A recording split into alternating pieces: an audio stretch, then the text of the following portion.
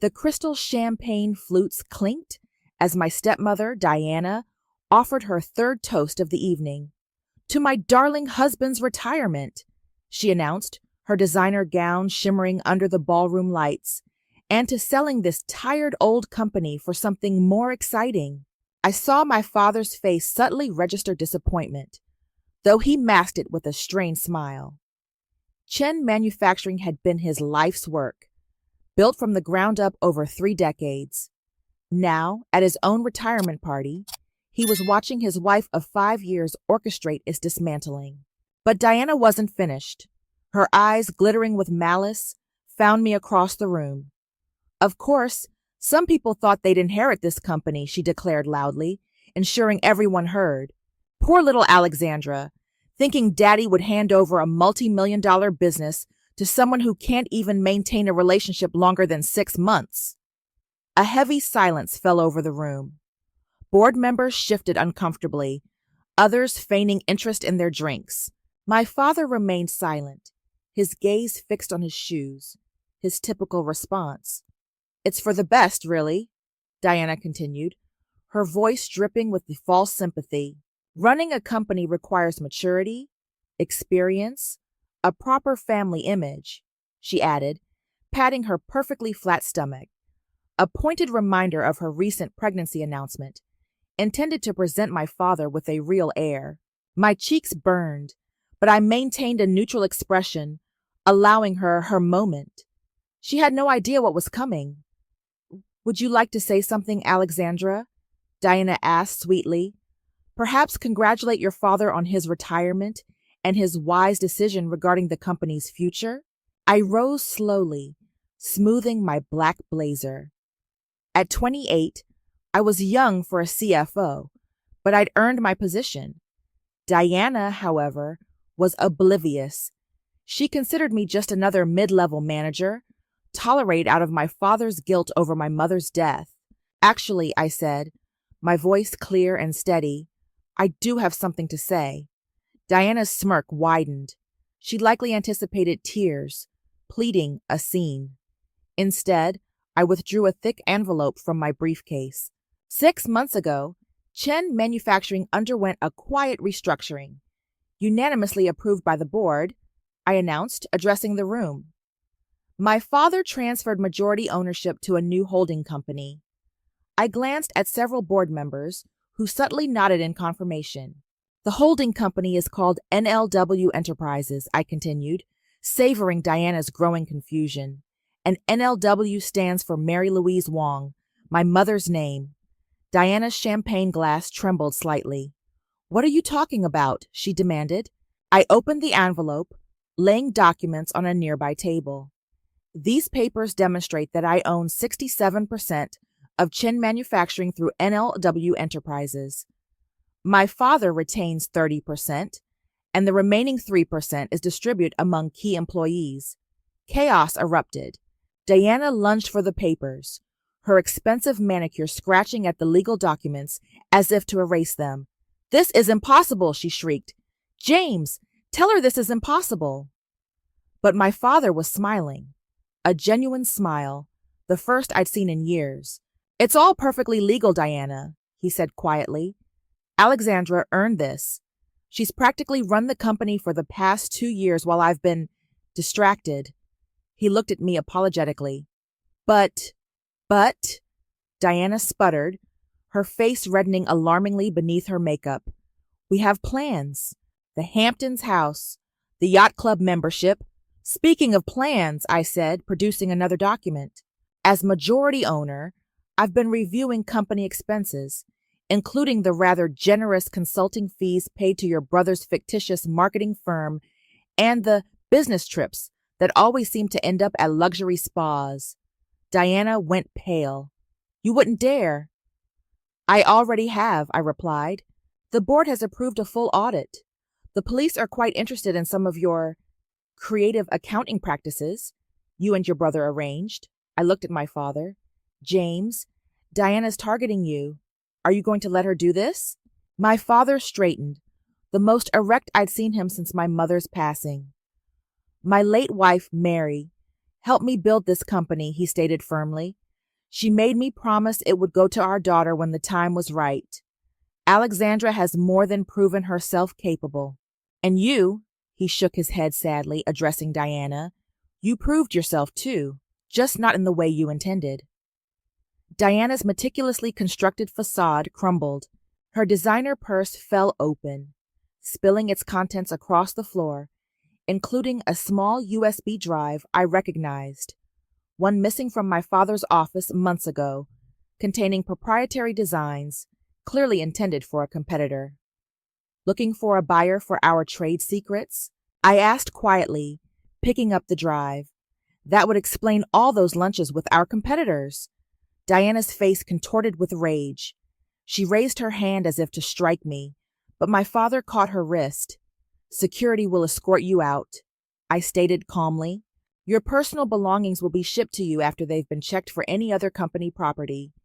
Then, channeling Diana's own brand of false sympathy, I smiled sweetly. And Diana, don't worry about the prenuptial agreement. It has a rather interesting clause regarding corporate espionage. As security led a screaming Diana away, the room buzzed with excitement. Board members congratulated me.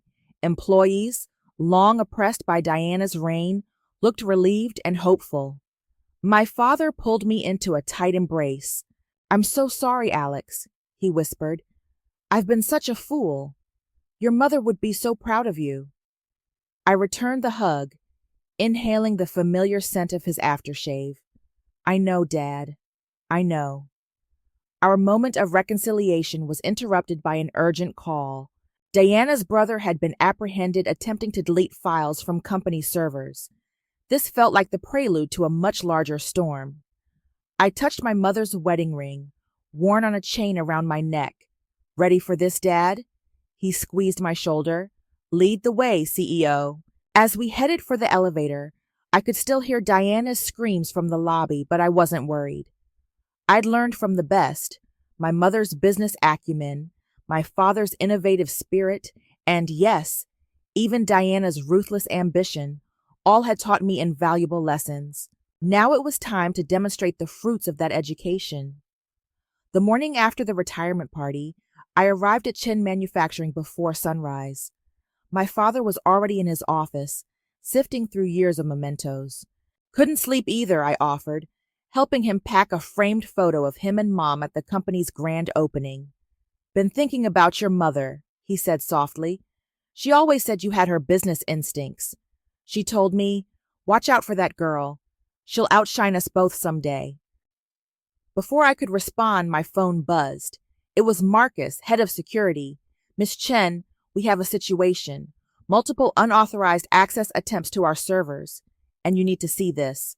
Within minutes, I was staring in disbelief at my computer screen. Someone had leaked confidential company emails to our biggest competitors. But these weren't random emails. They were carefully selected to implicate Chen Manufacturing in corporate espionage. Diana, I muttered. She's trying to trigger an industry investigation. That's not all, Marcus said grimly. She's also leaked evidence suggesting your takeover was illegal. The press is already on the story. My phone exploded with notifications. Headlines screamed, Tech Giant's hostile takeover scandal. Family drama threatens industry giant. My father looked stricken. Alex, I'm so sorry. If I hadn't brought Diana into our lives— No, Dad, I interrupted. This isn't your fault, but I know whose fault it is. I pressed the intercom. Janet, call an emergency board meeting and get me Victoria Chen on the line. Your cousin, the federal prosecutor? Dad asked, surprised. I smiled grimly. Diana wanted to play dirty. Time to show her what that really means. The next few hours were chaotic. Diana had appeared on a morning news show, playing the distraught wife. I just want to protect my husband's legacy, she'd sobbed. Alexandra's hostile takeover has devastated him, and now these allegations of corporate espionage. But Diana had made a critical error. In her haste to destroy me, she'd used the stolen USB drive to access company files, leaving a clear digital trail. Got her, Marcus announced triumphantly. Every unauthorized access, every leaked document, It all traces back to her brother's IP address. He grinned, and we found something else. Emails between Diana and our biggest competitor, dating back months before she married your father. The pieces clicked into place. She targeted Dad from the very beginning. The entire marriage had been a corporate raid, the oldest trick in the book, and I fell for it completely, Dad said quietly. My cousin, Victoria, called back. After hearing the situation, she was silent for a moment. You know, she said finally, we've been investigating Diana's brother's firm for months. Tax fraud, money laundering, but we could never prove where the money originated. This could be exactly what we need. Do it, I said firmly. The following day, as Diana prepared for another TV interview to smear me, federal agents raided her brother's office. By evening, both siblings were in custody, and the truth was plastered across every business news channel. CEO's wife, arrested in manufacturing espionage scandal. Family feud reveals. Years-long corporate conspiracy. Young CEO saves family company from hidden takeover. The real satisfaction came later. Diana's prenuptial agreement violation was only the tip of the iceberg. The federal investigation uncovered offshore accounts, shell corporations, and a pattern of targeting wealthy businessmen for marriage scams. 7 other victims, Victoria told me. You and your father were supposed to be number 8. Diana and her brother faced federal charges for corporate espionage, fraud, and money laundering. The evidence was overwhelming. Before they were taken away, I visited Diana in custody. How? She demanded, her designer outfit replaced by an orange jumpsuit. How did you know what I was planning? I showed her an old photo of my mother at my age, standing proudly in front of Chin Manufacturing. Because my mother dealt with people like you all the time, I explained. She taught me to spot the vultures circling our company. That's why she made Dad promise to train me properly, to protect her legacy. I leaned closer. You never had a chance, Diana. You were playing checkers. I was playing chess. 3 months later, Chen Manufacturing was stronger than ever. Our stock price soared after the scandal as clients appreciated our handling of the crisis. Dad was truly retired, traveling the world and sending me postcards from places Mom had always dreamed of visiting. I hung a photo of my mother in my office, the CEO's office, right next to the award commemorating Chen Manufacturing's latest achievement, Innovation and Leadership, Alexandra Chen, youngest CEO of the year. But my favorite moment came at a charity gala. I overheard 2 socialites gossiping. Did you hear about James Chen's daughter, the one who exposed that gold digger conspiracy? They say she's twice as brilliant as her mother and 3 times as ruthless when crossed. I smiled, touching my mother's ring. They had no idea.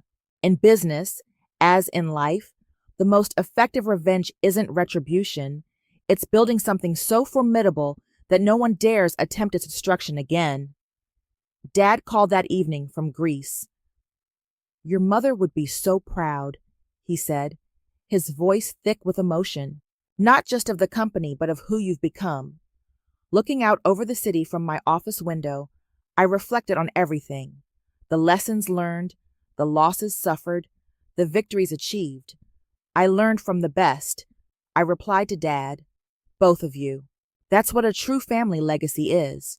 Not money or a company, but the strength to protect what matters, the wisdom to discern truth from falsehood, and the courage to fight for what's yours. Diana had intended to play games with our company. Instead, she inadvertently shaped me into the precise CEO Chen Manufacturing needed.